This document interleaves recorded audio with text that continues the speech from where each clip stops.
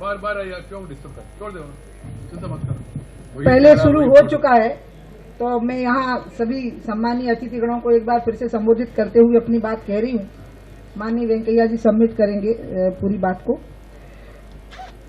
मैं 2-3 मुख्य बिंदु ही कहूंगी, खास करके मीडिया के बंधुओं को मैं कहूंगी कि ये भारत में ऐतिहासिक क्रांति है कि अभी तक आजादी के बाद से लेकर के आज तक, यानी 1947 से 2016 तक जितनी सिंचाई हुई है उसका 7% अकेला हम 3 साल में पूरा करने जा रहे हैं। ये अपने आप में एक बहुत बड़ा अचीवमेंट है। दूसरी चीज है कि पहली बार ऐसा हो रहा है जबकि नए गेट खोले गए हैं सिंचाई के लिए, और इसमें फाइनेंस मिनिस्ट्री का, पीएमओ का भी बहुत बड़ा योगदान रहा है। और सबसे महत्वपूर्ण बात रही, पोलावरम एक एक्ट के अंतर्गत जब विभाजन हुआ था तो नेशनल प्रोजेक्ट बनाया गया।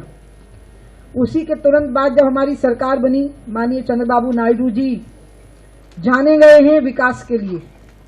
मैं जब सीएम बनी थी तो मैं ये जानने की कोशिश करती थी कि चंद्रबाबू नायडू जी सीएम के तौर पर कैसे काम करते थे, ताकि मैं उनके अनुसार काम करूं। मोदी जी और चंद्रबाबू नायडू जी उस समय पर मेरे लिए मुख्यमंत्री के तौर पर यह आदर्श उदाहरण थे।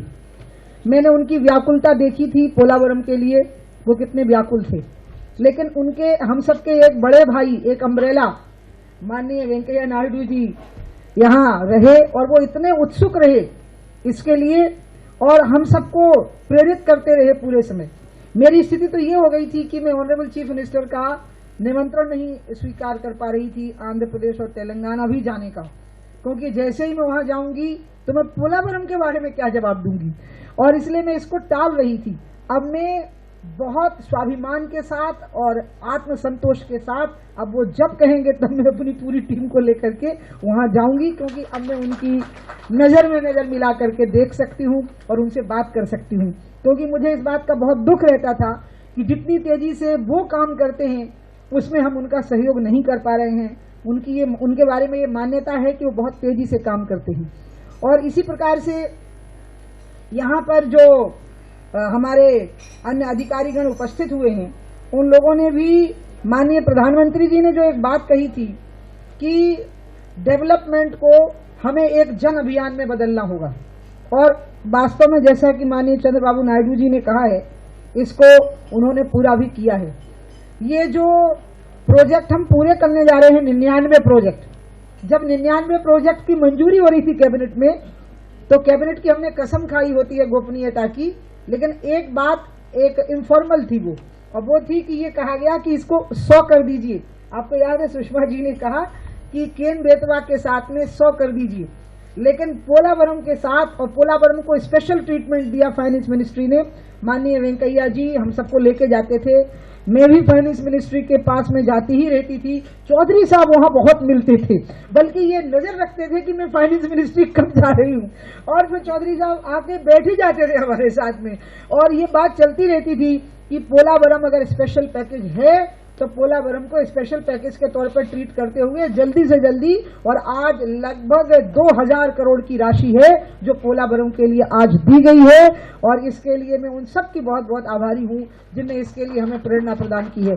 अब पोलावरम प्रोजेक्ट के साथ जो 99 प्रोजेक्ट में जो हमारा सिंचाई होना था, वो होना था 76 लाख हेक्टेयर की। अब पोलावरम प्रोजेक्ट के साथ में हम 3 साल में सिंचाई की क्षमताओं को कर सकेंगे 80 लाख हेक्टेयर, यानी लगभग 8 मिलियन हेक्टेयर पोलावरम को मिला करके हम 3 साल में पूरा कर सकेंगे।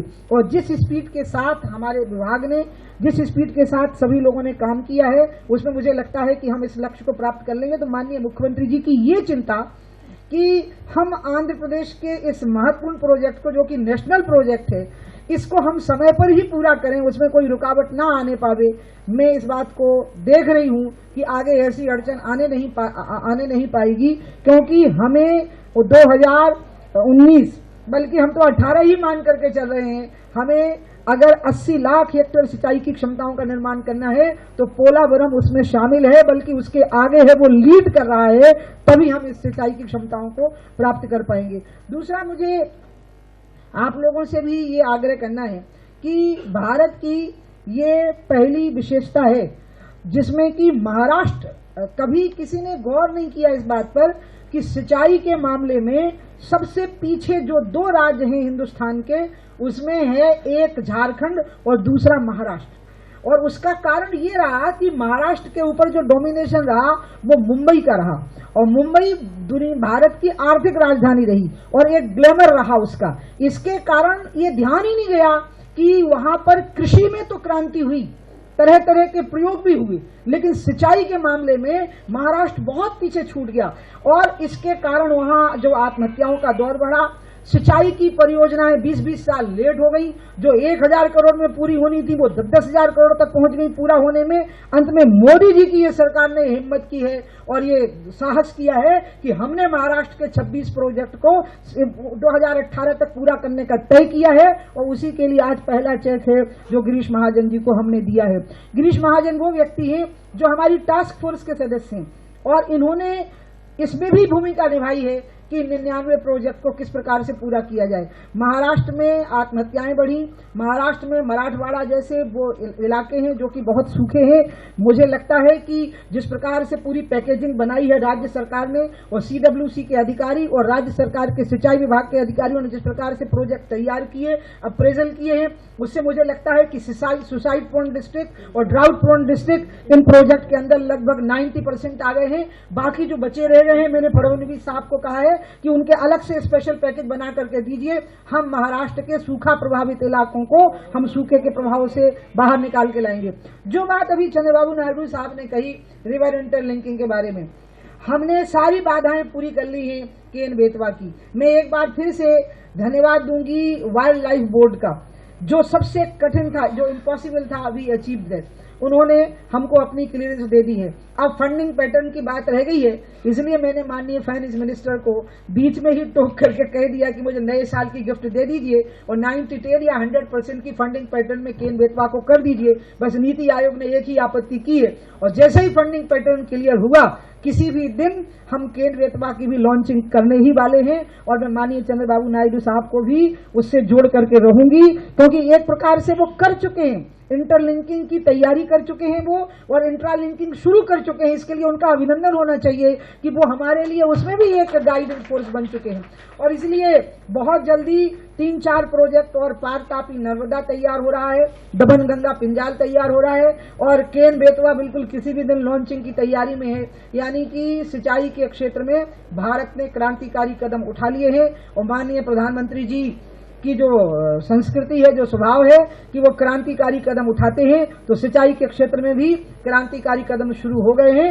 अब लगभग 66,000 करोड़ की रकम से 99 प्रोजेक्ट और जिसमें कि पोलावरम आगे हमारा लीडर होकर के चल रहा होगा और हम 80 लाख हेक्टेयर जमीन को 2018 तक सिंचित कर सकेंगे।